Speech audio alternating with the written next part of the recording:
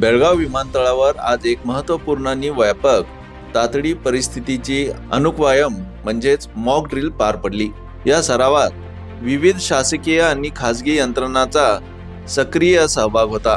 विमानतळाच्या तांत्रिक कार्यक्षमतेची आणि आपत्कालीन प्रतिसाद यंत्रणेची चाचणी घेण्यासाठी हा पूर्ण प्रमाण तातडी सराव आयोजित करण्यात आला होता।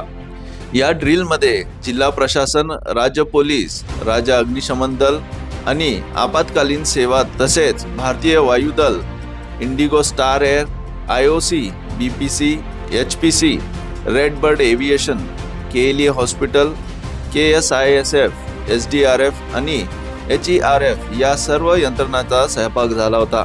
या सरावाचा मुख्य उद्देश म्हणजे विमान अपघात, अग्नीसारख्या आपत्तींना वेळेवर आणि समन्वयित प्रतिसाद देणे तसेच यंत्रणांमधील सहकार्य तपासणे हा होता। खोटा अपघात घडून जखमींना वाचवणे, आग आटोक्यात आणणे, वैद्यकीय मदत देणे अशी संपूर्ण प्रक्रिया या सरावात पार पडली।